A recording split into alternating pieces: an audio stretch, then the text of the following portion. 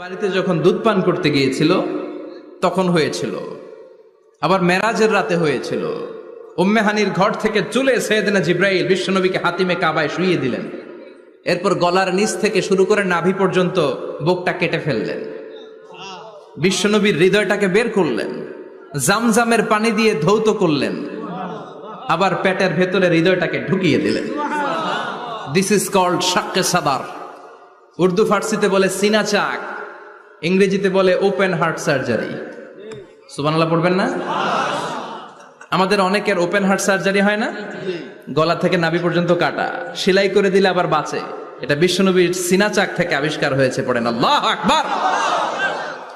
যে সমস্ত সাহাবারা বিশ্বনবীকে খালি গায়ে দেখেছে, উদম গায়ে দেখেছে, তারা বর্ণনা করেছে দুইটা কাপড় মাঝখান দিয়ে সেলাই করলে যেমনি দাগ দেখা যায়, আমরা বিশ্বনবীর গলা থেকে নাভি পর্যন্ত এরকম সেলাইয়ের দাগ দেখতে পেয়েছি।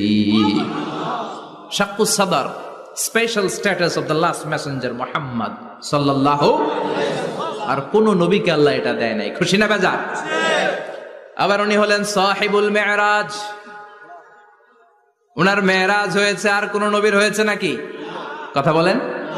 বিশ্বনবীর হৃদয়টা বড় ভাঙা, কলিজার টুকরা স্ত্রী খাদিজা নাই, যাকে সবচেয়ে ভালোবাসতেন, সবচেয়ে প্যার করতেন, যাকে মাহাব্বাত করতেন। এবং সাইয়েদাতুনা খাদিজার জন্য বিশ্বনবী মা আয়েশাকে ধমকও দিয়েছেন।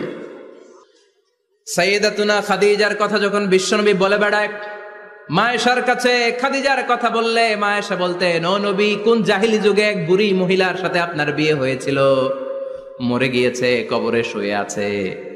ওই মহিলার পরে কত সুন্দরী সুন্দরী নারীরা আমরা আপনার ঘরে আসলাম, তারপরে ওই বুড়ির কথা আমাদেরকে বলেন কেন? ওই বুড়ির কথা শোনান কেন? বিশ্বনবী রেগে গেলেন। সাইয়েদাতুনা খাদিজাকে বুড়ি বলার কারণে বিশ্বনবী মা আয়েশার চোয়ালটা এইভাবে চেপে ধরেছে।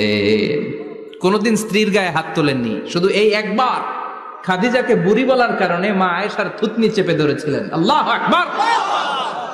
আবার বিশ্বনবী বলতেন, রুজিকতু হুব্বাহা, খাদিজার ভালোবাসা আল্লাহ আমার হৃদয়ে ঢুকিয়ে দিয়েছে।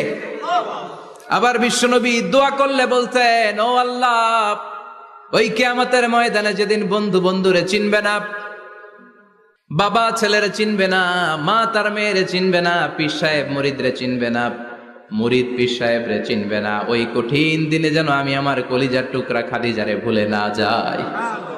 ওই কঠিন দিনে আমি যেন আমার খাদিজারে চিনতে পারি। সুবহানাল্লাহ।